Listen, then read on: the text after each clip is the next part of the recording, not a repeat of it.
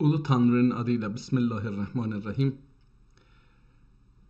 انصاف علی هدایت هستم و برنامه 102 مهندسی جهر رو در این ساعت روز آغاز میکنم. امیدوارم که بتونیم یه آجری از آجرهای زندان مهندسی جهر رو امروز بتونیم برداریم و یه روزنه‌ای به بیرون از زندان برای دیدن واقعیت‌های تاریخی و بازگشتن به خویش شدن خویش و بازگشتن به ارزش‌های ملی خویش و پس گرفتن اعتماد به نفس ملی خویش یاریمون بکنه. خب برای دیدن لیست کتاب‌ها دوباره میریم سراغ، بذارید همین مقدمه الادب رو بخونیم دیگه ها، یا بذارید همین رو ببینیم این چی میگه. دوستمون نوشته بود که این کتاب سلام و ادب خدمت دوستان و همراهان عزیز. دوستان، مقدمه الادب عنوان کتابی هستش که امروز میخوام براتون معرفی بکنم. کتاب مقدمه الادب زمخشری یکی از حالا بذارید ببینیم این چی شد، کجا رفت. اینجا باید بنویسیم مقدمه الادب. بذارید ببینیم چی میاره. علی آزما نسخه هستی.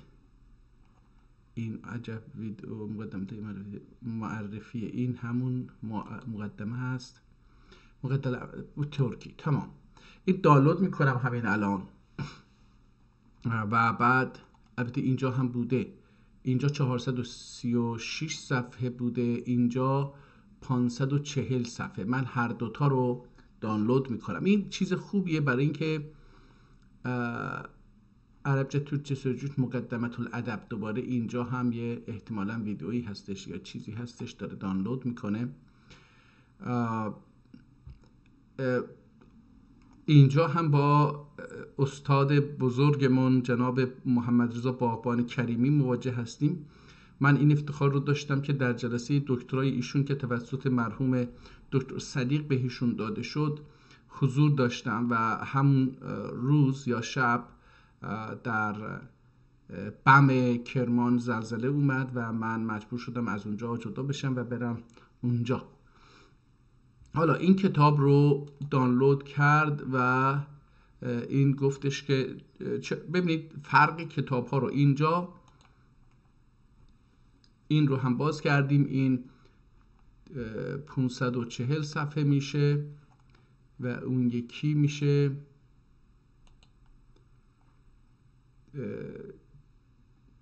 436 صفحه اگر اشتباه نکنم.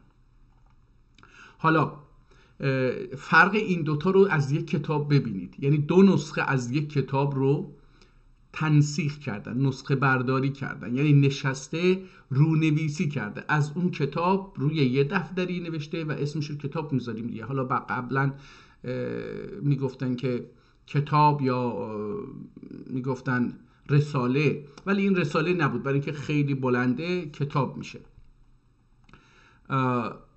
ببینید این کاش بتونم این رو در 2 صفحه نشون بدم. بذارید ببینم میشه. نه من بلد نیستم با این. آها اوکی شد. بذارید این دوتا رو از هم جدا بکنم به این شکل. دوستانی که الان از طریق ویدیو میبینن ما رو، این رو خواهند دید که ما کتاب را دو تا نسخه از یک کتاب رو که اصل کتاب نیست هیچ کدوم کنار هم گذاشتیم. اختلافاتش رو الان اینجا میتونیم ببینیم. مقدمه الادب حالا اینجا هست، اینم که از اینجا، این 270 صفحه پی دی اف هست و این هم 218 صفحه پی دی اف. من این رو ببرم تا اینجا وسط کتاب بیارم. این رو هم همینطور. چی شد این قضیه، کجا رفت؟ این رو هم همینطور. اوکی دوستان، این وضعیت. حالا ما از نظر حالا ممکنه قطع کتاب فرق بکنه. اگر یک کتابی قطر ارتفاعش یا بلندی صفحش کوتاه‌تر باشه، عرضش بلند زیادتر باشه، این بیشتر کلمات جا میگیره، در نتیجه صفحه ها کم و زیاد میتونه باشه. خطش اگر یکی خط ریز نوشته باشه و دیگری خطه، حالا بذارید ببینیم مثلا هر دوتا الان صفحه 1 به یک اندازه زوم شدن. من تلاش میکنم اینها رو بذارید داخل یک صفحه قرار بدم، همینقدر هر دوتا رو قرار بدیم، ببینیم که این بزرگتره ولی بیشتر هست، این کوچیکتره ولی کمتر هست. حالا بذارید ببینیم. اینجا گفته که اوراق صفحه 216 70 سطر هر صفحه داره به احتمال بسیار زیاد. اینجا چیزی در اون باره ننوشته. این مجلس شورای اسلامی مقدمه الادب با ترجمه ترکی عثمانی، مؤلف جارالله زمخشری، موضوع هم اون هست، بازرسی شد دوباره، خطکش گذاشته فقط اینجا. حالا شما این دوتا سیستم کتابخانه داری رو هم میتونید مقایسه بکنید که در اینجا اومده عکس، نگاه کنید عکس جلد رو. حالا در اینجا ما میبینیم که نقاشی دوره عثمانی روی جلد هست و اینجا شیرازه کتاب رو میبینیم، اینجا هم همینطور. نمیدونم چرا دوتا شیرازه داره، احتمالاً چیز داره مثل کیف هست، در پوش داره. حالا اینجا شیرازه رو میبینیم و اینجا بخشی که کتاب باز میشه. فرق دوتا کتابخانه رو ببینید. اینجا مهر اینجا رو و اینجا رو نگاه کنید، ابعاد کتاب رو نوشته، اینجا ابعاد رو به سانتی متر مشخص کرده تقریبا. اینجا یک کاغذی رو پاره کردن چسبوندن و یه مهری اینجا زده، یه مهری اینجا زده، یه مهری هم اینجا زده، یه عددی هم اینجا نوشته. اینجا چی کار کرده؟ هیچ کاری تقریبا نکرده، ابعادش رو نوشته، تعداد صفحات کتاب رو نوشته. با فرقش اینه اینجا پاره بکنن متوجه نمیشید، اینجا پاره بکنن متوجه میشید. تعداد سطرها در هر صفحه رو نوشته و اینجا کتاب با همین جمله شروع میشه. اینم احتمالاً شماره کتابخونه هست 654. اقل جبال الارض طور واله لعظم عند الله قدرا و منزلا. اقل الجبال الارض طور و اله الاعظم عند الله قدرا و منزلا. حالا اینجا میگه که ریزترین کوه‌ها، کوچکترین کوه‌ها کوه طور هستش، اما در نزد خدا قدر و منزلتش بیشتره. حالا این یه چیزیه. دوباره اینجا اومده یک کاغذ دیگه چسبونده و شماره 7707 رو که اینجا نوشته بود اینجا تکرار کرده. اینجا دوباره خطکش با طول کتاب رو داره نشون میده که 20 سانتی متر خورده‌ای هستش و اینجا عرضش رو داشت نشون میداد که 30 سانتی متره. احتمال میدم اینجا شیرازه کتاب هستش که دو طرفش، یعنی وقتی دو صفحه رو باز میکنه، کتاب رو باز میکنه 30 سانتی متر است که هر کدوم میشه 15 سانتی متر. اینجا گفته 207 میلیمتر در 100 میلیمتر، این هم 27 احتمالاً ارتفاعشه. و این چقدر بود؟ این بود ببخشید این 20.7 به همین اندازه هست و اینجا هم عرضش هم 100 اگه باشه اینجا 12 هستش، یعنی 100 میلیمتر اینجا 12 میلیمتر. این هم 1480. این دیگه نمیدونم این چیه. خب اینجا دوباره هر صفحه رو که نگاه کنید 1 2 این همونه، این دوباره همون نیست، نه این متفاوته، نگاه نه اینجا هم همونه.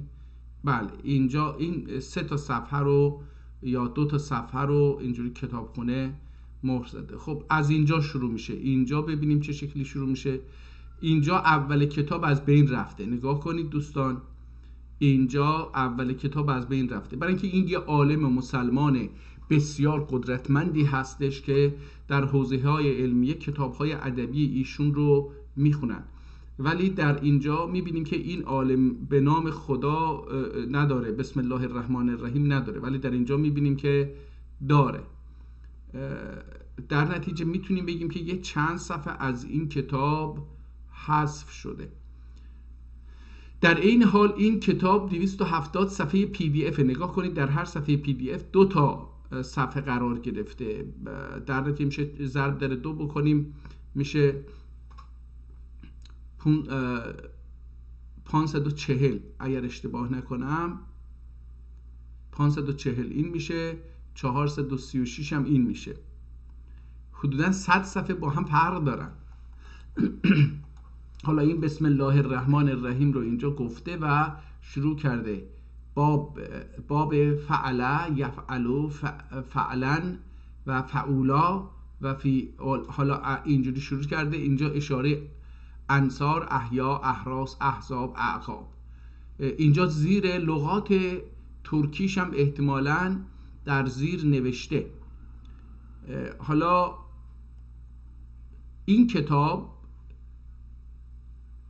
روشن‌تر دیده میشه تا این سفید. حالا چی هست قضیه؟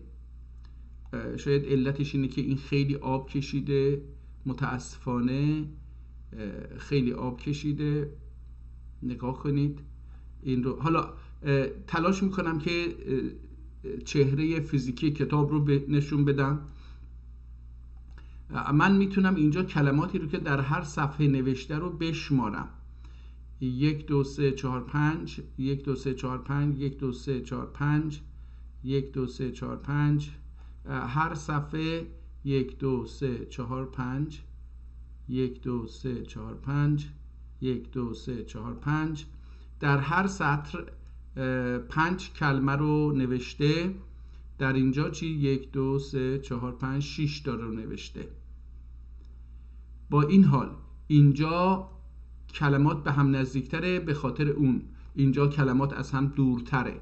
اینجا از نقطه قرمز به عنوان فاصله بین کلمات استفاده کرده، اینجا سفیدی زیادی رو گذاشته. با این حال این صفحاتش کمه، این صفحاتش بیشتره.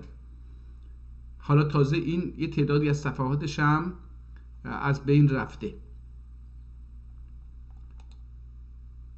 این هم البته آسیب جدی دیده، اما نه به اندازه‌ای که این کتاب آسیب دیده. خیلی اصلا این آب ریخته شده، ظاهراً این کتاب کاملا اسیر آب شده. خط هر دوتا بهتره، ولی این خطش به نظرم برای خوندن من راحت تره. این کتاب سمت چپی از کتاب سمت راستی خطش برای من بهتره، راحت تر اینو میتونم بخونم تا این رو. ولی خب هر دوتا برای من بی سواد در زبان ترکی قابل خواندن هست. شاید یکی از علل دیگری که باعث میشه این کتاب بهتر دیده بشه از اینه که این رنگش یه مقدار زرد یا شیری هستش، ولی این کتاب سفیده و این آبی که اینجا ریخته خیلی اینو زشت نشون میده از در ظاهر. حالا بعد از یه مدتی فکر کنم این دیگه ففکن فسق ما امر الله یفسق و یسکن و فسوقن. خب اینجا کلمات رو عربیشو خیلی توضیح میده.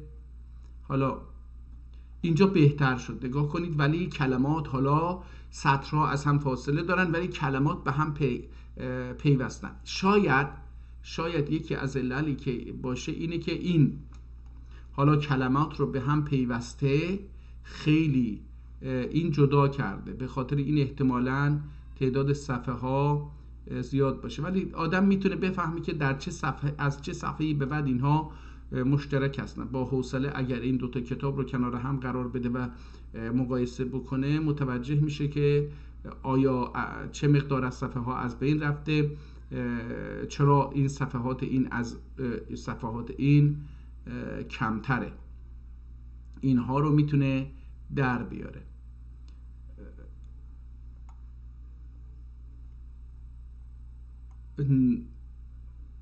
من الان چند صفحه این رو ورق میزنم، هنوز نرسیده به این جایی که این آدم رسیده و کلمات رو صرف میکنه، افعال رو صرف میکنه.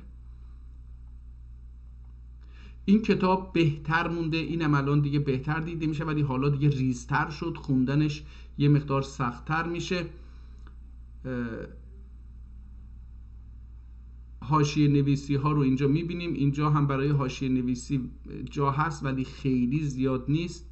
در این صفحه معمولا حاشیه نویسی بیشتر دیده میشه. در صفحه سمت راست کتاب برای حاشیه نویسی جای بیشتری در نظر گرفته شده، ولی در صفحه سمت چپ این حاشیه نویسی کمتر. شاید هم علتش اینه که این کتاب باز میشه، وقتی باز میشه اون صفحه های زیری هم دیده میشه. احتمالا هر دوتا به یه اندازه هست. قاعدتا هم باید همینجور باشه، هر دو صفحه، چون که از سانتیمتر گذاشته بود و صفحه ها عین هم بودن دیگه. بیشتر یک صفحه بلندتر از صفحه قبل نمیتونه باشه، چون که یک صفحه یک طرفش دو طرف داره، هر برگ دو طرف داره و یه طرفش نمیتونه از طرف دیگهش بلندتر. اگر این هم برسه به یه جایی که با، البته این چون از رنگ قرمز استفاده که این نکرده، احتمالا پیدا کردن اون برای این جلسه که من الان در حضورتون هستم خیلی سخت‌تر باشه.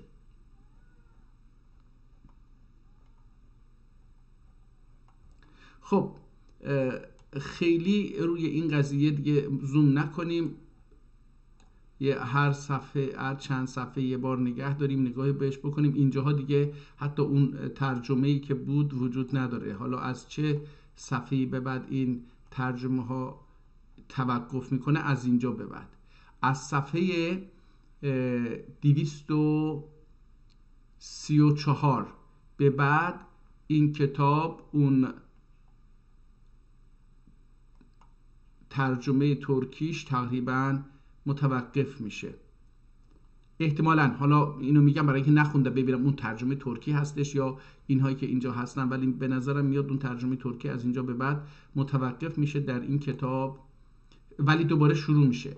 یعنی یه چند صفحه اینجا میبینیم، نگاه کنید، یه چند صفحه توقف میکنه و دوباره از اینجا شروع میشه ترجمه. این جالب هستش که احتمالاً اول این کتاب رو، به نظرم میاد اول این کتاب رو عربی هاشو نوشتن، فاصله ها رو گذاشتن و بعد اومدن بنویسن. حالا هر جاش که کیفش میکشیده میومده، نگاه کنید دوباره متوقف شد اون چیز نوشتن، یا پیدا میکرده یا پیدا نمیکرده اصلا لغت ها رو. احتمالاً به این خاطر میرفته جای دیگه، مثلا دوباره از اینجا شروع میشه. ما میبینیم که دلایل مختلفی ممکنه داشته باشه. حالا هرچی بوده، یواش یواش آدم کتاب رو بخونه شاید یه جایی بهش اشاره بکنه. دوباره اینجا میبینیم که بعضی از کلمات رو ترجمه کرده، بعضی ها رو ترجمه نکرده. ولی این کتاب از آن خیلی برای ما مهم خواهد بود، برای اینکه اینجا خیلی شلوغ میشه، برای اینکه ترجمه ها خیلی زیاد هست و در دو جهت هم انجام میده. برای اینکه کلمات رو خیلی زیاد، احتمالا به خاطر همین ریزنویسیه که این کتاب اینقدر صفحاتش کمه. احتمال میدم، نمیگم که حتما این روش درش مؤثر بوده. این کتاب رو همینجوری دیگه آخرش دوباره اون آبهایی که نمیدونم چرا هم زیرش آب رفته هم بالاش، ولی وسط آب نرفته. این دو طرف کتاب رو آب گرفته. اینجا تاریخ کتاب رو هم میبینیم که در چه تاریخی این رو نوشتن یا نسخه برداری کردن. حالا میایم اینو میخونیم. بریم این کتاب رو هم ببینیم. این کتاب بیشتر از اون یکی هستش، خطش خیلی بهتره برای من خواندن این کتاب، ساده تره. اینجا باب با المضمومه، حالا با اینجا افعالش رو میگه. اینجا یه مقدار اینجا اومده بهتر از این نویسنده عمل کرده، اومده سرفصل گذاشته، تیتر گذاشته، میان تیتر گذاشته باب تاء المفتوحه. اینجوری اینم الافعال. حالا اول در مورد بابش صحبت میکنه، بعد در مورد افعالش صحبت میکنه. اینها رو داریم میبینیم. در نتیجه یه مقدار صفحه ها طولانی تر میشه دیگه، به هر حال اضافه یه چیزهای اضافی نوشته. در 500 صفحه 100 صفحه زیاد هست، ولی خب باید دید که چه شکلی عمل کرده. خب من اگر اجازه بدید این کتاب رو ببندم و فقط این رو ببینم، چون که این رو به راحتی هم برای چشمان من بسیار خوب هستش که میبینم و هم این که این بهتر خطی که من راحت تر بخونم هستش. هر دو کتاب قدیمیه، هر دو کتاب دستنویسه، هر دو کتاب عربی ترکی هستش، هر دو کتاب از یه نویسنده هستش. اختلافاتشو گفتیم. اینم تاریخی هستن، بیش از 700 سال احتمالاً عمر داره. من اینجا رو میبینی که با سرعت دارم نشونتون میدم.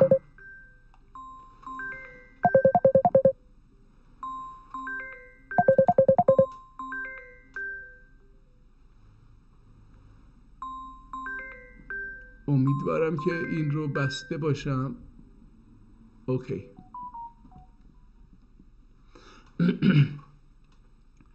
عرضم به حضورتون که من دارم الان این کتاب رو به سرعت میرم. اینجا مثل اون قبلی نیست. این قبلی بعضی صفحات رو ترجمه نکرده بود یا بعضی جمله ها رو ترجمه نکرده بود، کلمه ها رو ترجمه نکرده بود. این کتاب دوم اونها رو ترجمه کرده، ولی باز هم یه مقدار هم تفاوت میبینم راستشو بخواید. در اون کتاب افعال رو آورده پشت سر هم صرف کرده. اینجا مثلا من اشا رو میبینم، اشا، اشیا، اشن، اشاو یا اشو. این رو مثلا میبینم 3 تا بیشتر نیست. در اون یکی بیشتر این مثلا انوگ، این حالا هر چی بوده تنهاست. افرا، اغرا، اغر، اقاب. نه این دیگه مثل اون نیست، یه مقدار متفاوته. حالا احتمالاً یه میگم این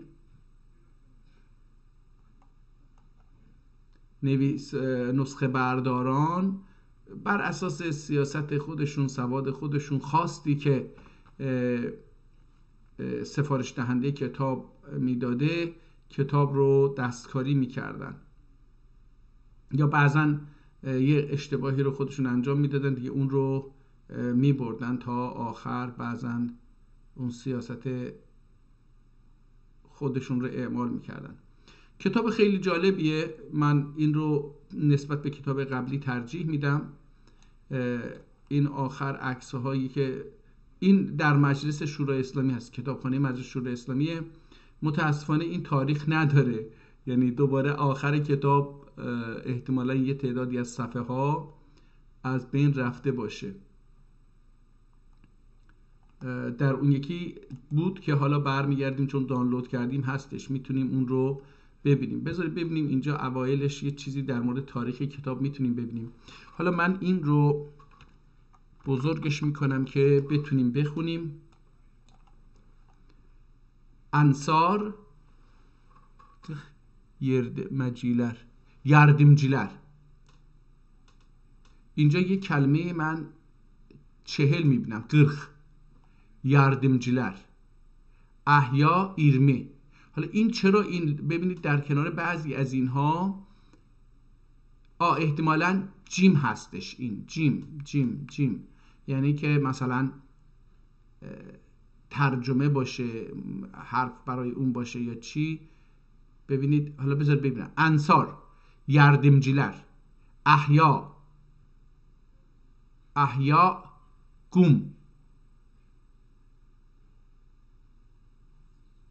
gum، ahraz، saklayıcı. ببینید خیلی زیبا ترجمه کرده. یعنی من الان این رو دارم میخونم، حالا این احیا چرا گوم هست نمیدونم. این رو yardımcılar خیلی کلمه زیبای. yardımcı، یار از یار احتمالا میاد. yardımcı احتمالا، البته اینجا yardımcı نوشته، yardımcılar. gum، ahraz saklayıcı، مثل نگهبان. یعنی احزاب، موافق جماعت. این ترجمه هست. نگاه کنید جیم. این چون نبوده یا نتونسته احزاب رو، اومده موافق جماعت نوشته، چیز نگفته. اعقاب، آتدن و آندن sonra gelen oğlanlar. اعقاب رو نگاه کنید به پسرا، ذکور نسبت میده. میگه آتدن و آندن sonra gelen oğlanlar. احزاب، گاگنلر یا گاگنلر یعنی چی نمیدونم. احزاب اصلا منم نمیدونم، این گاگنلر هم نمیدونم. احلاف ترجمه آنده içtiler، and içtiler یا içenler، and içenler، قسم، کسایی که قسم میخورن. احلاف، and içenler. احالیف جمعه. اینجا این ج حالا متوجه شدم. نگاه کنید این ج علامت جمعه. انصار جمع، yardımcılar احیا جمع، gum ahraz جمع، saklayıcı. احزاب رو ننوشته برای اینکه نتونسته پیدا بکنه.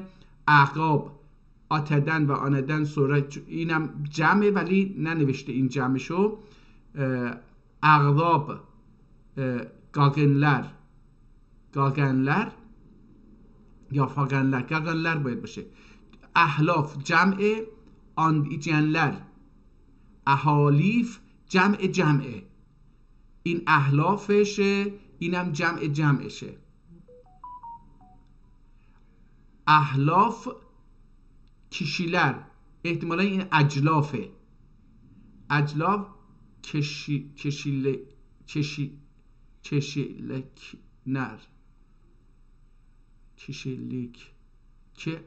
çeşlikler یا لعنر، کشلیکنler. این نمیدونم چیه. اجلاف کشلیکنler. انصاف جمع دوباره. ارته یاشلو. خیلی زیباست. نگاه کنید این لهجه رو ما الان دیگه در آذربایجان خیلی به کار نمیبریم. انصاف ارته یاشلوlar جمعه. اشیاخ جمع دوباره. پیرلر، şeyhin جمعه. اشیاخ پیرلر. اشیب گوجه.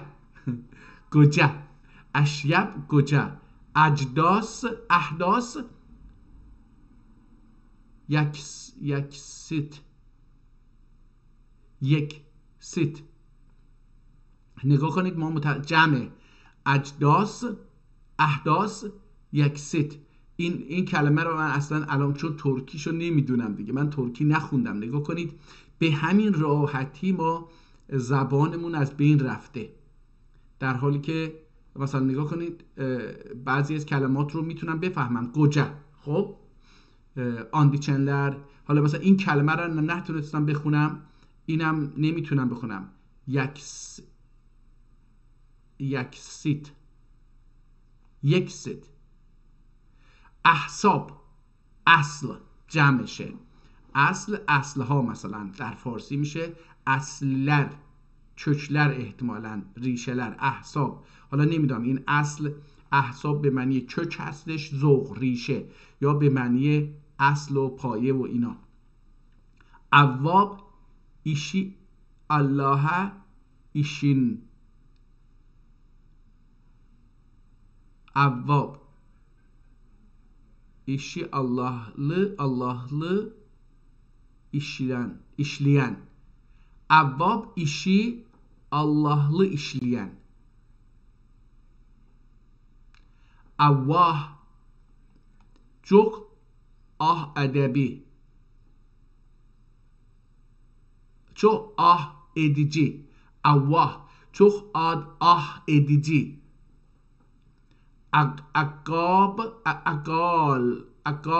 Akak yalıncı, yalıncı, destxali mesela. Akak yalıncı. Atdal hürmetizler. اینجوری دارم میخونم، احتمالاً درست نیست، احتمال میدم درست نباشه. از الله خورالر یا خورالر. ارازل ناکسلر. اوخاش، این میم احتمالاً حالا باید بفهمیم که این میم چیه، یعنی با خوندن کتاب اینها رو میفهمیم که مثلا حالا اون جیم رو فهمیدیم که منظورش جمعه، این رو هم میم رو هم باید یه جایی بفهمیم که منظورش چیه. اوخاش میم، این میم یه جایی خودشون نشون خواهد داد، احتمالاً مراجعه بشه به بخش میم، احتمالاً به این معنی خواهد بود که مراجعه بشه به بخش میم. اوباش هر جنبنده گرشک جماعت. هر جنبنده دایر، هر جنبده گرشک جماعت، bir جنبده گرشک جماعت. یاده که نمیتونم این گرشک رو میتونم بخونم، این احتمالاً هر جنبده، اینجا رو نمیتونم بخونم.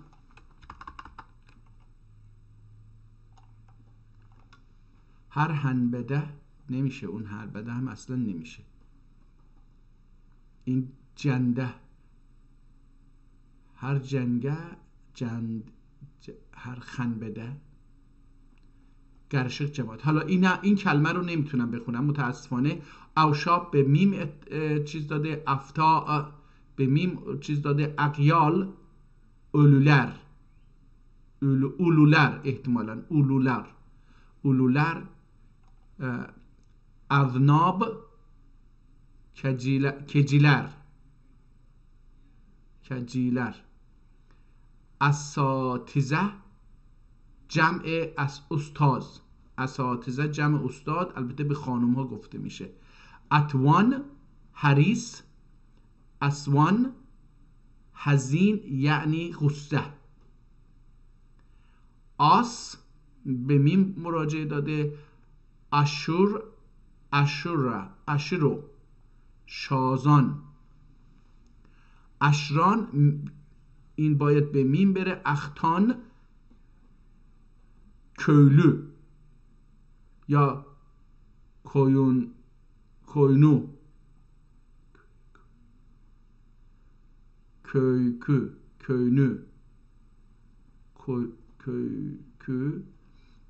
köynü احتمالا این köynü باید باشه. اینجوری دارم میخونم ولی مطمئن نیستم که این چی میشه. köylü باشه، این کاف اینجا چی هستش؟ اختان. اسحار، البته این فهمیدن اینها راحت تره به خاطر اینکه لغته، به راحتی میشه رفت لغتنامه عرب رو نگاه کرد و عربیشو فهمید، دوباره برگشت ترکیشو هم فهمید. یعنی من الان در خوندن ترکی هاش مشکل دارم، نه در عربیش. منتها عربیشو چون نمیدونم باید مراجعه بکنم به لغتنامه عربی، اونجا معنی هاشو بفهمم، تازه بیام اینجا ببینم کدوم معنی معنیشو گرفته. چون هر کلمه عربی ممکنه که چند تا معنی متفاوتی داشته باشه که یکی از اونها رو این مترجم زمخشری، مرحوم زمخشری الله رحمت الحسین، احتمالاً این یکی از اون معنی ها رو گرفته. اسحار جمع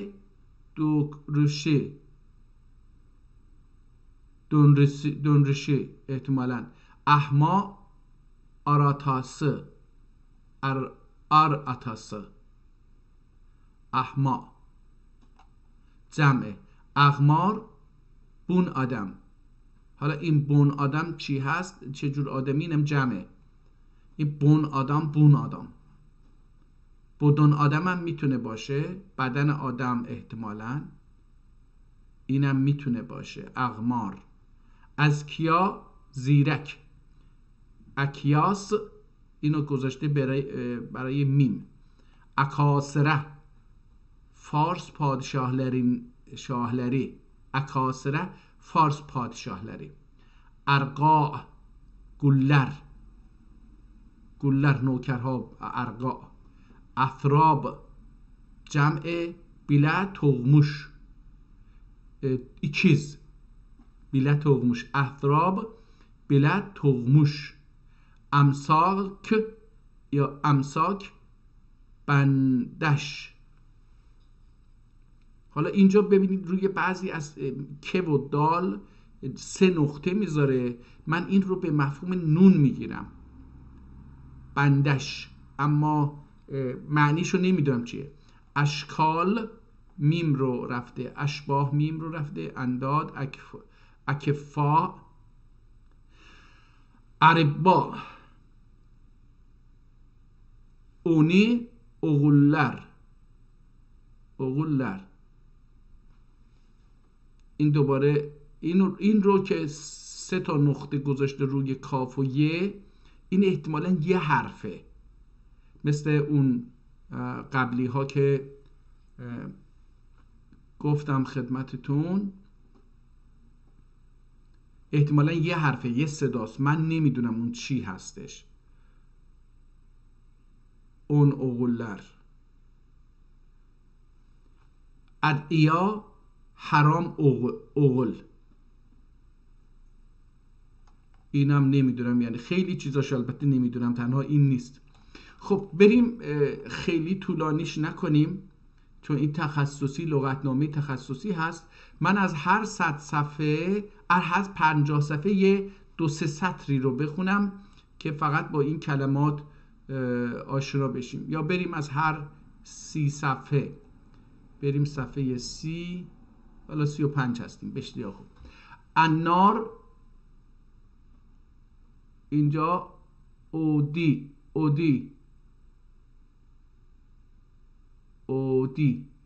النار اودی. این المیت ağlay ölüye. این المیت ağladı ölüye. ببینید این یه اصطلاحه. این المیت ağladı ölüye. اذن المؤذن. اذان اگویا مؤذنی. اذان اگودیا، اذان اگودین یا اگودو مؤذن. اسمهو suçladı آنی، suçladı متهم لدی. نگاه این الان مثلا سوچ رو در گذشته 750 سال پیش به کار می بردن، ولی ما الان بذارید ببینم اینجا اونو بستم، حالا برمیگردم. این کدوم یکی بود؟ این رو باید باز بکنیم. حالا این کتاب رو یه تاریخش رو نظر بندازیم ببینیم که بله همین بود. بریم صفحه آخر. اینجا یه تاریخ نوشته بود. تم هذا الكتاب مقدمة الأدب في أول المحرم يوم الخميس في وقت الضحى تاریخ سنه 37 و 100. تاریخ دوباره سنه 37 و 100. حالا خط کتاب رو ببینید خیلی با هم فرق داره. نگاه کنید به خصوص این وسطیه خیلی اینجا درسته، اینجا با این خط میخونه، حتی اینجا هم با این خط میخونه، ولی اینجا رو من نمیتونم با این خط یکی بدونم. البته اینم با این قسمت میخونه، با این قسمت ترجمه میخونه. احتمالاً یکی کتاب رو، حالا اینجوری بگم براتون، یکی این کتاب رو نوشته، البته نه میخونه، این خط میخونه، این دوتا خط یکیه. بله. حالا گفته که تم هذا الكتاب مقدمة الادب فی اول المحرم یوم الخمیس فی وقت الضحى. این کتاب تمام شد، تم اسمش هم مقدمة الادب هستش. در چه زمانی تمام شد؟ فی اول المحرم، اول محرم. که چه روزی بوده این اول محرم؟ یوم الخمیس، روز پنجشنبه، فی وقت الضحى، وقت ظهر. البته این ضحا احتمالاً نمیدونم، حالا من این ضحا به این معنی رو نمیدونم. بذارید ببینم.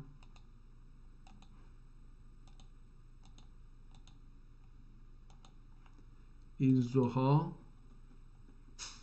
ببینیم چی میشه. الضحا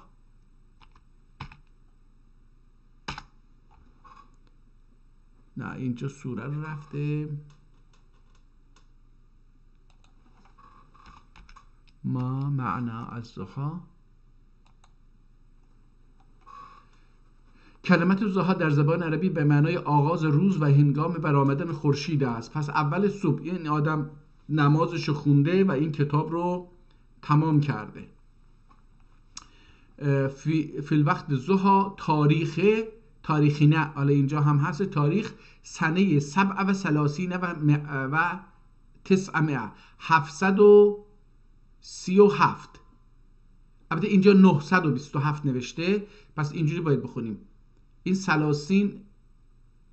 30 باید باشه. 900 سنه 37 7 و 30 یا 307 سال سال 937 این کتاب رو نوشته. حالا دوباره اینجا نوشته چه تاریخ؟ سنه 37 و دوباره اینجا نوشته 200. این سلاسه ولی نوشته 297. من این رو البته فکر میکنم که یه اشتباهی هستش دیگه. حالا این کسی که این رو نوشته فکر کرده سلاس تو به معنی عدد 2 هستش، در حالی که سلاس به معنی سلاسین به معنی 30 هست و 7 هم که 7، 9 هم که 9. به هر حال کتاب در سال 9937 نوشته شده، یعنی حدود 500 خرده‌ای سال پیش نوشته شده. الان 1446 هستش. من اگر برم ماشین حساب رو از اینجا در بیارم 1446 بودنان چی شد این همه؟ 1446 اونان سخاخ 937 چی شد؟ 509 سال پیش این کتاب نوشته شده. خیره یسون شرینی آنون کرامات و کاتبین هر کم دو آدن الیه اشبو خطون کاتبین. حالت شعری داده. خیره یسون شرینی آنون کرامات کاتبین هر کم دو آدن الیه اشبو خطون کاتبین. هر کسی که دعا بکنه، دعا علیه، هر کسی که دعا بکنه نویسنده این خطوط رو خدا رحمتش بکنه، قبرش حالا قبرش نه، جاش جنت باشه، جنت الهی باشه، ما هم دعاش بکنیم. میگه که خداوند شرهای اون رو به خوبی ملائکه، البته کرام الکاتبین، اون کرام الکاتبین هر کی هستش، اون شرهای شما رو به خیر بنویسه براتون. العمر فانیون الخط باقی، عمر گذرا هست، فانی از بین میره، خط باقی میمونه. نگاه کنید این چقدر در اون مقطع میدونسته این رو. العبد آسیون الرب آفی، بنده آسی هست و خداوند بخشنده، الله بخشنده هستش.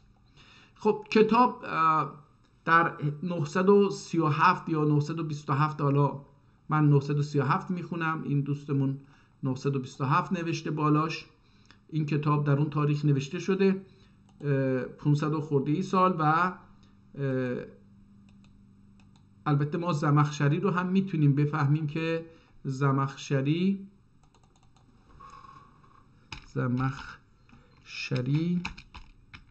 کیست. البته بذاریم اینجوری، من هو زمخشری.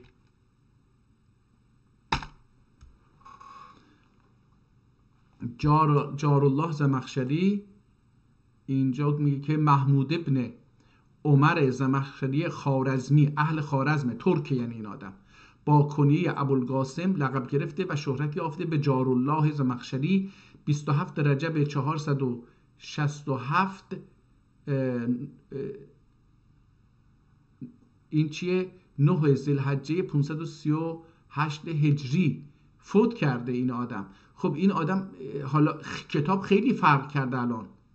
خب ببینید این آدم در زمانی که زنده بوده این کتاب رو نوشته، مفسر و زبانشناس برجسته. حالا بذارید ببینید در مورد زبانشناسی کتاب، زبانشناس کسی یا زبانشناسی ویژگی کسی است که در دانش زبانشناسی تخصص دارد و عهدهدار درک و تفسیر یک، دو یا چند شاخه از این دانش است. زبانشناسی با یادگیری زبان تفاوت دارد. در مبحث یادگیری زبانها دهها و صدها زبان با گویش‌های مختلف در سطح دنیا وجود دارند که افراد بنابر علاقه این حالا ادامه داره این بنده خدا، ولی برجسته ادیب به هر اثر مکتوب ادب یا ادبیات میگنده. از این واژه برای سخن نیز استفاده میشه و که از حد سخنان عادی برتر.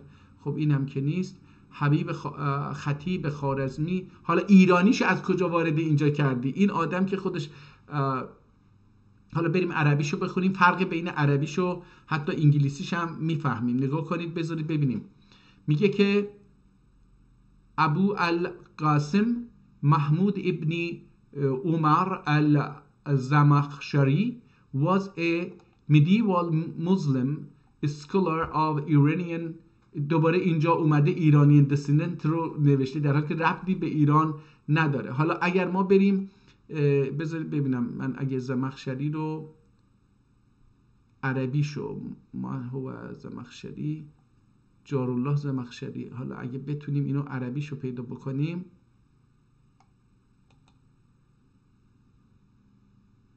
خب احتمال میدم که این دانشنامه جهان اسلام هست. اینم بازم ایرانیه. زمخشری محمود ابن عمر، مفسر لغوی، نحوی، ادیب، محدث، فقیه حنفی و متکلم معتزلی، مشهور قرنهای پنجم و ششم. کنیه او ابوالقاسم و لقبش جارالله بود. قدیمترین شرح حالش را 2 تن از کسانی نوشتند که وی را دیده یا شاگرد او بودند. یکی عبدالرحیم ابن عمر ترجمانی و دیگری عبدالسلام ابن محمد اندرسبانی که شرح حال زمخشری را در ضمن کتابش در تراجم عالمان عصر خود آورده و متن شرح حال زمخشری نوشته. ترجمانی را نیز به طور کامل نقل کرده است. برای به کتاب تراجم ساوی جوینی صفحه فلان مراجعه. زمخشری به گفته خواهرزاده اش ابو عمر عامر ابن حسن سمسار در 27 رجب 467 در زمخشر متولد شد. حالا بذارید از اینجا بریم بیرون. میدونیم که این آدم ترکه، اهل خوارزمه. این آدم اگر در تاریخ 27 رجب 467 به دنیا اومده باشه، در 9 ذی‌الحجه 538 هم از دنیا رفته باشه، کتاب رو هم در اینجا نوشته باشه، حدود 900 سال پیش این کتاب رو نوشته. ببینید ماشین حساب رو الان دوباره میاریم. این الان سال 1446 هست، ازش کم بکنیم همین 538 سال رو. حالا وسط این دوتا رو بگیریم، مثلا بگیم 10 سال زودتر، 20 سال زودتر این کتاب رو نوشته. 538 بذاریم 528 مثلا، 10 سال زودتر. ما 528 بذاریم این رو، 918 سال پیش این کتاب رو نوشته. حالا چرا این تاریخ رو زده؟ ببینید چرا این تاریخ رو زده که این کتاب رو تم هذا الكتاب المقدمة الأدب في أول المحرم يوم الخميس في وقت الضحى تاریخ سنه 37 و 900. چرا در تاریخ 937 این کتاب تمام شده نوشتنش؟ برای اینکه نسخه بردار در این تاریخ از روی یک کتابی نوشته، ولی اصل کتاب که به ترکی نوشته شده حساب میکنید که حداقل 950 سال عمر داره این کتاب، نوشتن این کتاب. حداقل 950 سال کتاب. البته من الان اگه دوباره این برم گوگل رو بگم که خب به جای این بگم که فی ای تاریخ زمخشری کتب، اسم کتاب بود چی؟ مقدمة الادب. کتب الکتاب مقدمة الادب.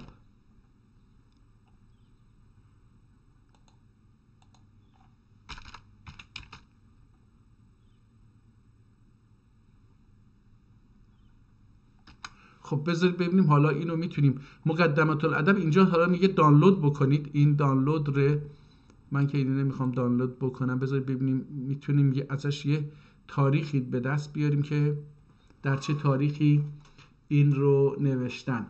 سایر عناوین زمخشری زبان گفته فارسی عربی، احتمالا این فارسی عربی، این نسخه‌ای که یکی هم اینو به عربی ترکی برگردونده، ببخشید عربی فارسی برگردونده. سال نشرش هم 1386 بوده. این که نه، این اون چیزی نیست که ما دنبالشیم. بذار ببینیم اینجا کتاب بیدیا، حالا این چیه؟ مقدمة الادب محمود بن عمر زمخشری، سال تولدش و اینا. اینم دوباره گفته عربی فارسی، عنوان و نام پدیدآور مقدمة الادب نسخه محمود بن فلان. حالا این در چه سالی نوشته؟ قطعش 77 3 برگ فلان. اینم که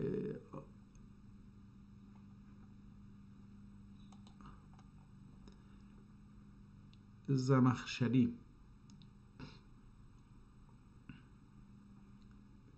یا مقدمة الادب جارالله زمخشری. اینجا کتاب فروشی ها هستش، یه چیزی که باید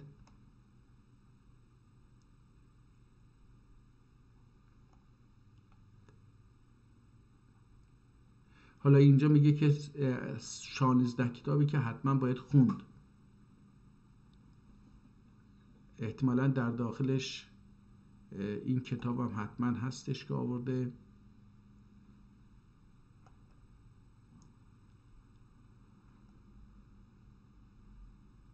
حالا حرج از زمخشری عن الاعتدال، تفسیر الکشاف دار الباب و کشاف عن الحقایق فلان. اینم که کتاب هاشه. فی ای تاریخ زمخشری کتب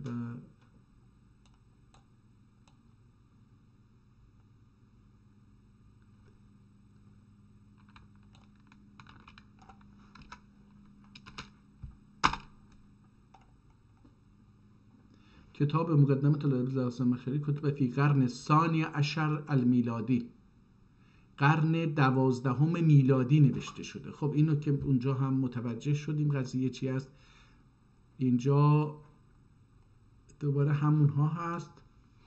من میخواستم یه تاریخی در مورد خود این کتاب باشه. مؤلف کاتب غیر محدود قسم الاول. اوکی دوباره همونه. اینجا رفته مکتبه نور ایرانیه که همه چیز رو دروغ می نویسن. ملا و غیر ملا فرقی نداره، همشون دروغگو هستن.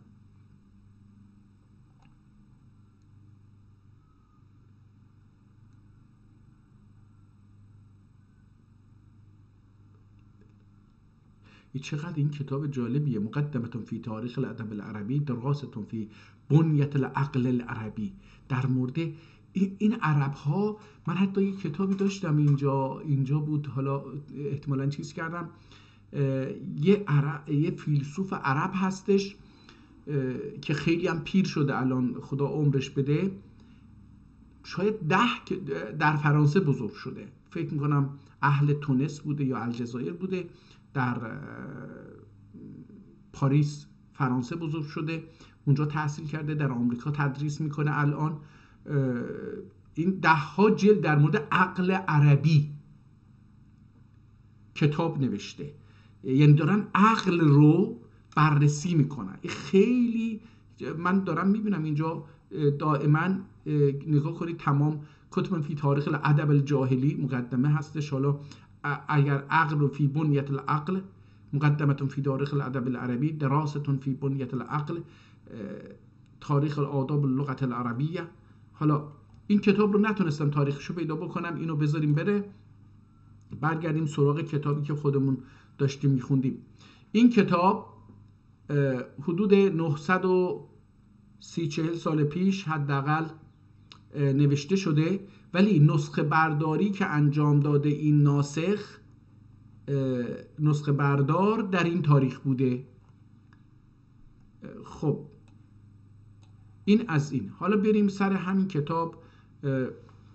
فکر کنم الان بیش از 1 ساعته که داریم، نزدیک 1 ساعته.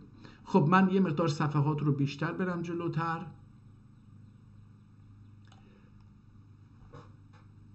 استحل الصبی آواز ایلدی اغلونی،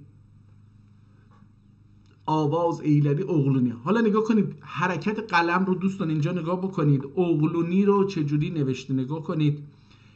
باید با خوندن کلمات، این که این کلمات رو اغلو اینجوری نوشته، به هم چسبانده. ما باید اینها رو به تدریج یاد بگیریم. استحل المطر یغدی یغمور، یغدی یغمور.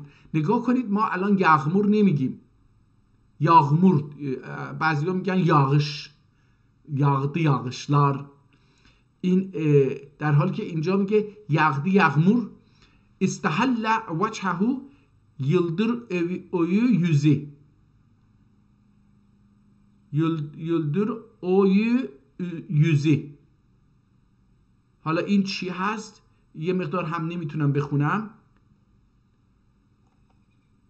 Yıldıravi yüzü, yıldır öyüne yüzü. حالا استتمه tamam eyledi ani، استتمه تمام ایلده آنه، استحمه درلوی. حالا این کلمه نگاه کنید، این رو نمیتونم بخونم. این کلمه اینجا هم دیده میشه، نوع چرخش قلم رو روی کاغذ.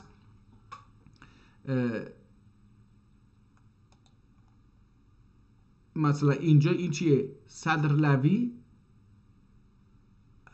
استحمه. حالا میخوام بگم یعنی بعضی از کلمات رو که نمیتونیم بخونیم، اگر یه مقدار روی این کتاب بازی بکنیم، بخونیم یه چند صفحه رو پشت سر هم، وقت استرمل هایتو، وقت ایلدی، نگاه کنید ایلدی دیواریه. احتمالا وقت ایلدی وقتی نمیتونه باشه، وقت ایلد دیواری olmaz. این احتمالا یه چیز دیگری باید خونده باشه. استجره ارتقی. حالا این متاسفانه ترکی هاشو نمیتونم بخونم. بالمجن گلگامlı استگن کیزلندی. این به خاطر ترکی منه یه مقدارش ها. علت این که نمیتونم بخونم چون ترکی من بسیار بسیار بسیار بسیار در سطح صفر هستش، در نتیجه نمیتونم اینها رو بفهمم. خب قاعدتاً همه انسان ها نمیتونن تمامی لغات رو که در دیکشنری جمع شده بدونن. از دیگران بپرسن، یاد بگیرن. حتی خود نویسنده هم اینا رو نمیدونه، این رو جمع میکنه. فکر نکنید که همه این لغت ها هم عربیشو هم ترکیشو میدونه، نه، اینها رو جمع میکنه و از دیگران میپرسه، جمع میکنه. مثلا خود دهخدا چند میلیون چیز نوشته، نوت نوشته، کاغذ رو، اینها رو جمع کرده، از هر جایی خونده دیده، کتاب ها رو نمیدونم از کسی شنیده، اونها رو نوشته و تبدیل کرده به همون چیزی که بهش میگن لغتنامه دهخدا، نمیدونم چیه دهخدا. حالا بریم صفحه بیشتری رو ببینیم از یه جای دیگه. حنا واللحم بریان ایلدی اتی. من حالا اینجا نگاه کن، اینو نون خوندم، بریان ایلدی اتی. هندن حنید، اینا چیزه، مشتقات یک کلمه هست. بریان مثل ه نوشته، روش نقطه گفته. حقدن اینم گفته کین توتی، کین توتماخ، کین کدورت. نگاه کنید، کین توتی. هفدن هفدهو.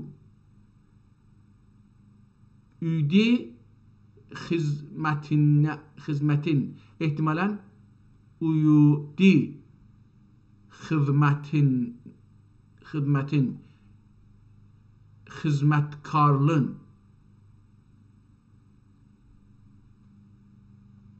خدمتکارن، خدمتکار. حسبهو ادعانی، اورا اواق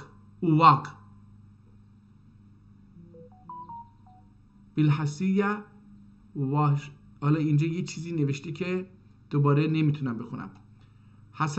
حتبه ادون. نگاه کنید دال و واو و نون رو نگاه کنید چقدر با فرق نوشته. ادون کستی، احتمال میدم ادون کستی. حتبه ادون کستی. حتبن حجمه الحجام حجمن.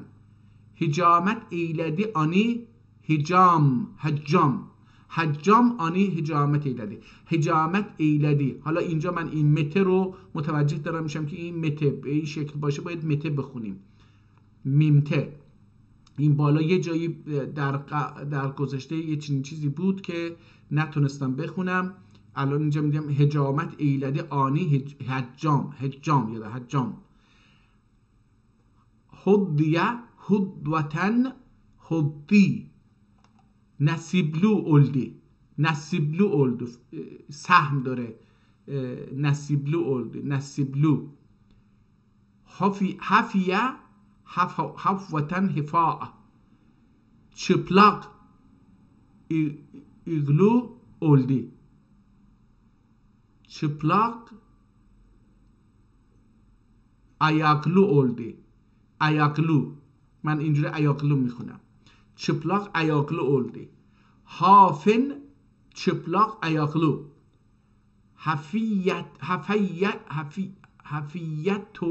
Hafiyetul kadam.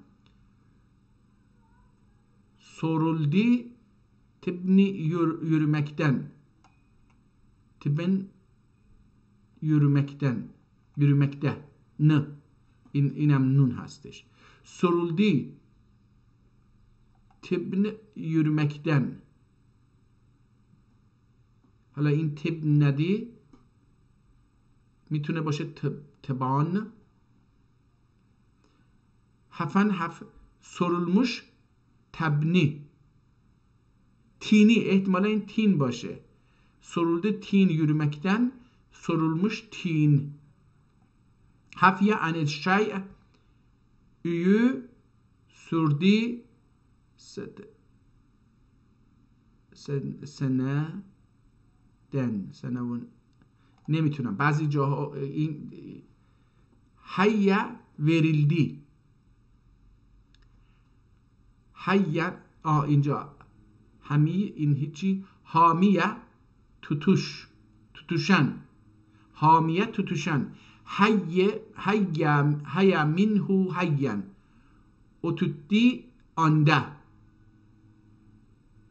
o tutti anda hayyun utandı ihtimalen hayy o hiçi hiyaya verildi hayat hayyun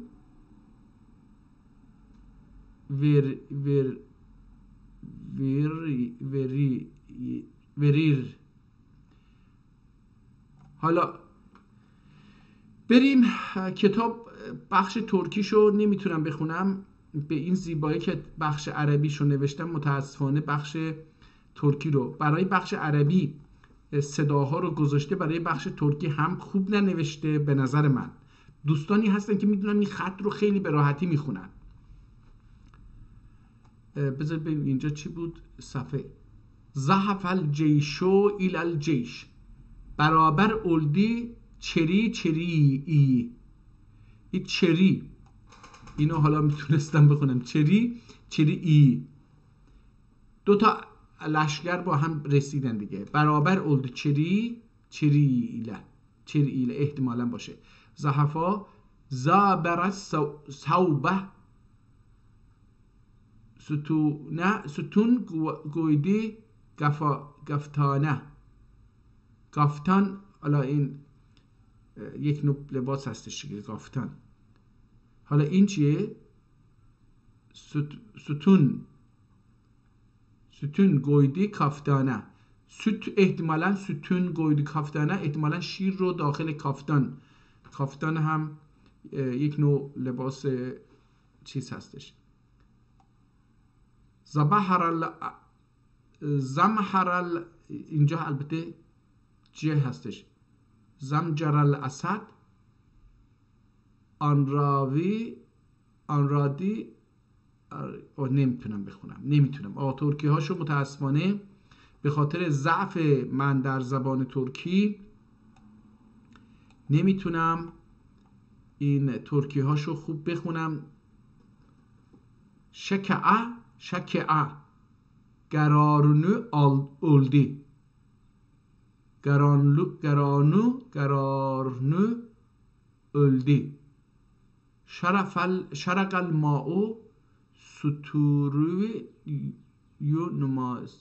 نه نمیتونم بخونم دوستان. این قسمت دست نوشته این. حالا برم ببینم که اون کتاب بعدیش رو یه تلاشی در اینجا بکنم ببینم که این چی میگه. البته این خطش خیلی دیگه چیز دیگه متفاوته. یسار سل ال و آل و وال کلیک لکی سل آل ال و ال کیک لیه کیکلیه و آل کیکلیه چی میشه نمیدونم. یعزید acı گسنه یهودی جهود یفو گوجه یخ بوز. این فارسی اینجاش یخ بوز. یربو عرب توشنی عرب این فرقش از اون بهتره به خاطر اینکه این ترکی رو هم چیز گذاشته صداگذاری کرده. عرب توشنی توشنی عرب توشان یربوع عرب توشنی تavşan. یعقوب erkeklik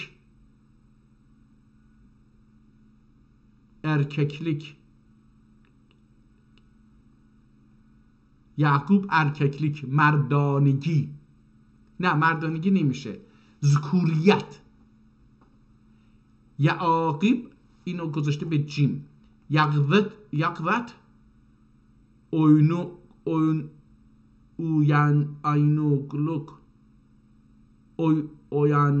اویانوگلوک یقظت اویانوگلوک نه بیداره نه خوابه، اویانوگلوک. یقازت اوینق اویانوک. دوباره یابس گروه یابس گروه. ینیم تز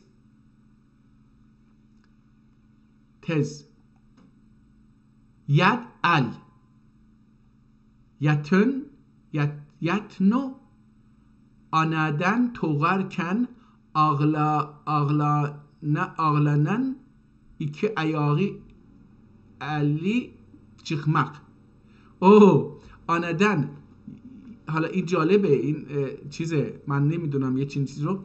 یتون آنادن توغرکن ağlanın iki ayağı oğlanın، حالا oğlanın iki ayağı علی çıkmak.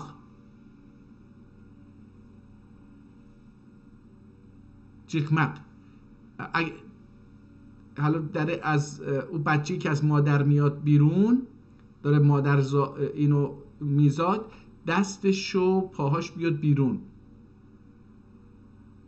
oğlanın iki ayağı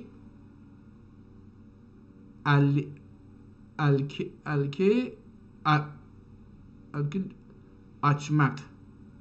حالا این چی بوده؟ از حالا تعالی این چی هستش؟ یاسمین آق gün تمت الکتاب به اون الله. رسیدیم به آخر. این تمت الکتاب به اون الله رسیدیم. بذارید ببینیم حالا. نشع الغدیر نشوشن و نشع الماء نشیین گوریدی کök. اینجا بهتر نوشته شده. اولا اولا الدی سو بیزدقده بردقده. اولا الدی سو بردقده، احتمالاً aldı. اولا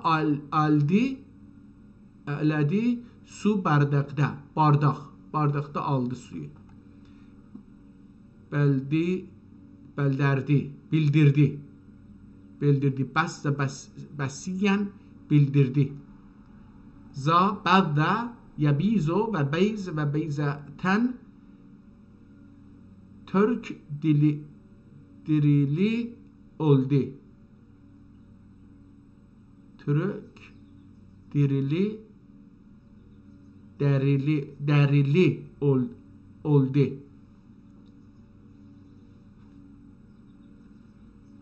و هو بزه دریه. حالا این چیه؟ اولش نتونستم بخونم. بذارید یه صفحه دیگه بریم ببینیم اینو. این بهتره. این به نظر من صداها رو چون گذاشته. شاد القمرو بشیدن، این چیه؟ سود دسرئی جرجلایه. نتونستم بخونم. من آقا ترکیم خیلی بده. این یه واقعیتیه که نمیتونم ازش صرف نظر بکنم، چون این بنده خدا مثلا 3 ildi ana 3 avuç ailedi ana قلب oldu akçele. خب این لغت خیلی سخت بود این کتاب آقا. من اعتراف بکنم که برای من عربیش خیلی ساده تر از ترکیش بود، برای اینکه ترکی نویسیش به نظر من با اینکه کتاب دوم صداگذاری هم کرده بود، به خاطر اینکه من آشنایی با زبان ترکی اصلا ندارم و به خصوص در سطحی که این کتاب ها هستن، باعث شرمندگی که 50-60 سال عمرمون رو صرف زبان فارسی کردیم و متاسفانه اجازه ندادند ما بدونیم که در خارج از زبان فارسی زبانهای دیگری هست، به خصوص زبان مادری ما یک زبانی هستش بسیار گسترده و با منابع فکری معنوی و مکتوب تمدن بسیار بزرگی رو پشت سر داشته و ما متاسفانه فکر کردیم که زبان ما زبان بسیار در اثر همون مهندسی ما فکر کردیم که مهندسی جهل فکر کردیم که زبان ما زبان بسیار صحرایی هستش، اولیه هستش، زبان علم و تکنولوژی و مکتوب نبوده و این یک جنایت بی‌نظیریه، یک جنایتیه که در تاریخ اتفاق افتاده، نه اینکه نیفتاده، ولی خب در این 200 سال 250 سال اخیر خیلی این اتفاق افتاده. به هر حال امیدوارم که روزی برسه که بتونم من این کتاب ها رو بخونم، این خط ها رو بخونم. البته این کتاب اگر چاپی باشه احتمالا خیلی به راحتی میتونم بخونم، چون به هر حال ما تلاشی که الان میکنم تا این حرکت قلم بر روی کاغذ رو بخونم، این خودش یک دانشیه که من ندارم و خب من خوندن حروف چاپی رو بلدم دیگه، این رو بلدم، ولی خوندن حروف دست نوشته افراد